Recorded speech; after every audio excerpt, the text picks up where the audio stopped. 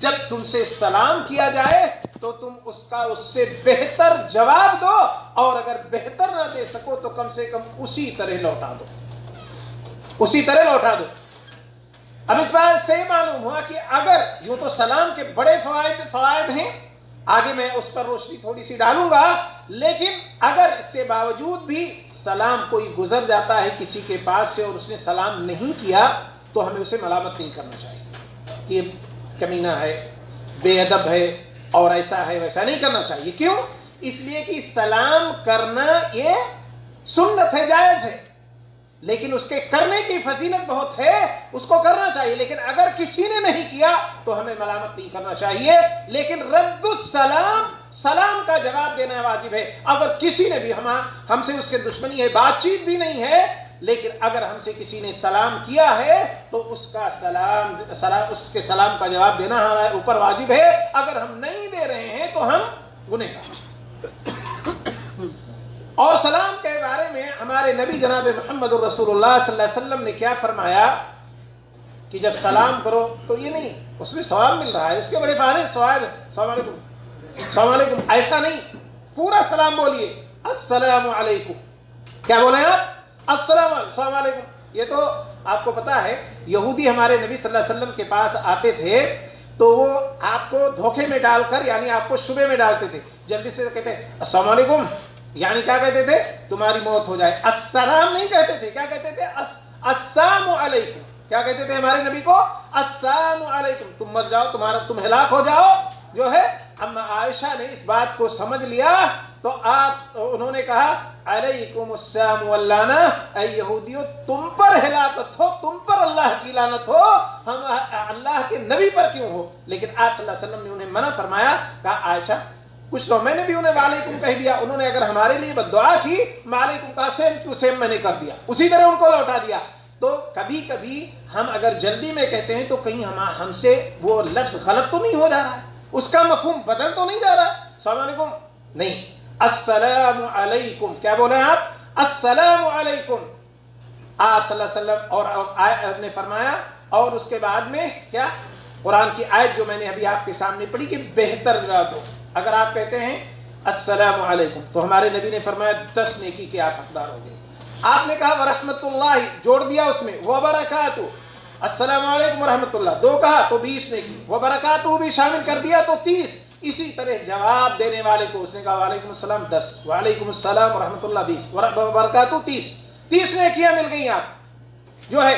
تو اس سے کیا ہوا کہ ایک تو آپ نے حدیث پر عمل کیا، اپنے نبی کی سنت پر عمل کیا، ایک فائدہ یہ ہوا۔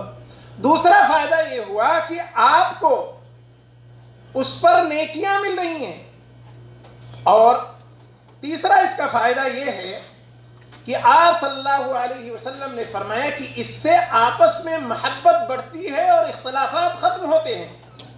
اور ایک اور فائدہ بہت بڑا یہ ہے کہ سلام یہ جنت میں جانے کے اسباب میں سے ایک اہم سبب ہے۔ جنت میں جانے کے جو اسباب ہیں، جو اعمال ہیں، ان میں سے ایک اہم عمل اور سبب ہے۔ چنانچہ ہمارے نبی جناب محمد الرسول اللہ صلی اللہ علیہ وسلم فرماتے ہیں، کیا فرماتے ہیں؟ لا تدخلوا الجنة حتى تؤمنوا ولا تؤمنوا حتى تحابوا الا ادلكم على شيء اذا فعلتموه تحاببتم۔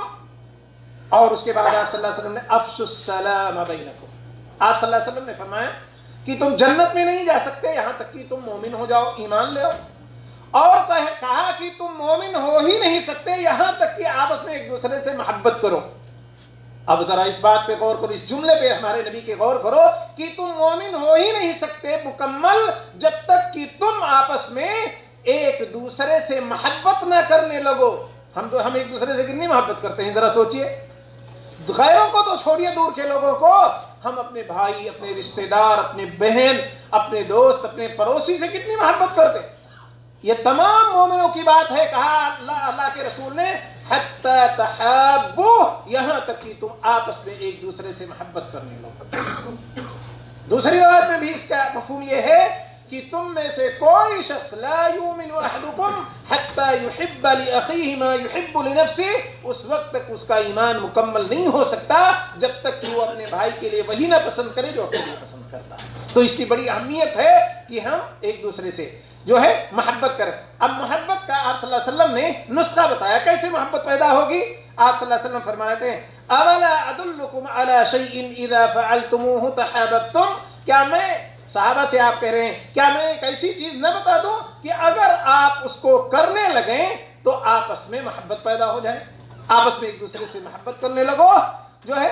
پھر آپ صلی اللہ علیہ وسلم نے کیا فرمایا وہ نسخہ، افشوا السلام بینکم، آپس میں سلام کو پھیلاؤ، سلام کرو۔ اور آپ دیکھیں ویسے بھی آپ دیکھ لیجئے کہ ایک آدمی انجان ہے، نہیں جانتے آپ، روزانہ آپ اس کو سلام کر رہے ہیں، اس کے پاس سے گزرتے ہوئے سلام کر رہے ہیں، تھوڑے دن میں ایک دوسرے سے وہ دونوں مانوس ہو جاتے ہیں، ایک دوسرے سے آپس میں محبت پیدا ہو جاتی ہے، تعارف ہو جاتا ہے، جان پہچان ہو جاتا ہے۔ تو یہ سلام ملاپ کا اور جو ہے اتحاد کا ایک بہت بڑا ذریعہ ہے۔ تو ایک تو یہ کہ آپ نے یہ کیا تو ہمارے نبی صلی اللہ علیہ وسلم کی سنت ہے، دوسری چیز یہ کہ اس پہ آپ کو نیکیاں مل رہی، تیسری چیز اختلافات ختم ہو رہے ہیں، چوتھی چیز اتحاد و اتفاق اور محبت پیدا ہو رہی ہے، پانچویں چیز کہ یہ جنت میں یہ سلام آپ کو جو ہے جنت میں داخل کرنے والا ہے۔ ایک اور حدیث میں آپ صلی اللہ علیہ وسلم نے فرمایا کہ افشوا السلام واطعموا الطعام وصلوا الارحام وصلوا والناس نیام۔ آپ چار چیزیں اس میں بتائی، تدخلوا الجنت بسلام، کہا سلام کو پھیلاؤ اور رشتہ داروں کے ساتھ صلہ رحمی کرو، لوگوں کو کھانا کھلاؤ، اور جو ہے جب رات میں لوگ سو جائیں تو تم اٹھ کر اللہ کی عبادت کرو، اللہ کے آگے سجدے میں گر جاؤ، تدخلوا الجنت بسلام، جنت میں سلام کے ساتھ داخل ہو جاؤ۔ تو اس حدیث میں بھی سلام کی بڑی اہمیت بیان کی گئی ہے جو ہے۔ اسی طرح سے ایک اور سلام سے متعلق ایک اور مسئلہ بتا دوں کہ آپ اکیلے ہیں، ایک آدمی آپ کے پاس سے گزرا، آپ کو سلام کیا السلام علیکم، تو آپ پر اس سلام کا جواب دینا واجب ہو گیا۔ لیکن ایک پوری جماعت ہے، 10 لوگ بیٹھے ہوئے ہیں، ایک آدمی نے کہا السلام علیکم، تو ایسی صورت میں ہر 10 لوگوں پر واجب نہیں، اگر دے دیا ہر 10 لوگ تو سب نیکی کے حقدار ہوئے اور اچھی بات ہے، لیکن اگر کچھ لوگ بھی دے دیے تو اس کا حق ادا ہو گیا۔ ایسی صورت میں وہ فرض کفایہ ہے، یعنی کچھ لوگوں نے سلام کا جواب دے دیا، باقی نے نہیں دیا، کوئی حرج نہیں۔ لیکن اگر ایک ہی شخص ہے تو اس پر اس سلام کا جواب دینا واجب ہے، اور ایسے سلام دے کہ جس طرح اس کا سلام سنا اسی طرح وہ آپ کا جواب بھی سنے، دل میں نہیں دینا بلکہ آپ کا جواب بھی سنے۔ لیکن بہت سارے لوگ اگر ہیں تو چند لوگوں کا جواب دینا جو ہے کافی ہے۔ اچھی، اسی طرح سے کبھی کبھی ہمارے دل میں، ہم 4 لوگ کھڑے ہیں، ایک آدمی آ کے سلام کرتا ہے، 2 لوگوں سے مسافہ کر لیتا ہے، 2 لوگوں کو چھوڑ دیتا ہے، تو ہم ناراض ہو جاتے ہیں، ملال آ جاتا ہے ہمارے دل میں کہ بھائی ہم کو کیوں چھوڑ دیا۔ اس طرح بھی کرنا درست ہے، اگر کسی وجہ سے ایک ہی سے سلام کیا، ایک ہی سے مسافہ کر لیا، 2 سے کر لیا، کوئی حرج نہیں، 2 سے نہیں کیا کوئی بات نہیں۔ ہاں اگر اس کے دل میں کوئی دشمنی ملال نہیں، کوئی بات نہیں، یوں ہی چھوڑ دیا تو ایسا بعض لوگ کہتے ہیں نہیں 2 کو چھوڑ دیا، 2 سے کیا 2 کو کیوں چھوڑ دیا۔ مثال کے طور پر ایک جلسے میں آپ گئے، اب اس میں 1000 لوگ بیٹھے ہوئے ہیں، 500 لوگ بیٹھے ہوئے ہیں، آپ نے جا کر کے سلام کیا، جس کے پاس بیٹھے اس سے مسافہ کیا، تو کیا پوری مجلس کو جا کے مسافہ آپ کریں گے؟ جب ایک درس چل رہا ہو پوری مجلس کو مسافہ کریں گے آپ، یا پوری مجلس آپ کی بات سنے گی، آپ کا سلام جو آپ کا جواب دے؟ نہیں۔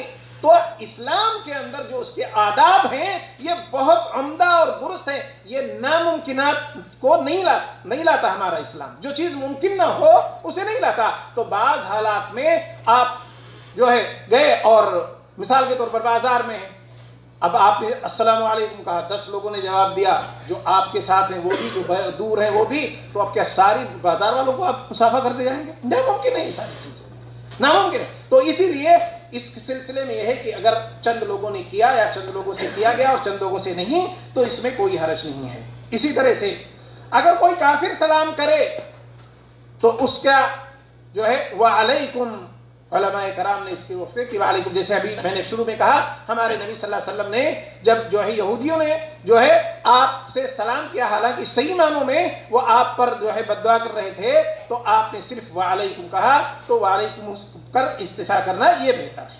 تو یہ ایک حق ہوا۔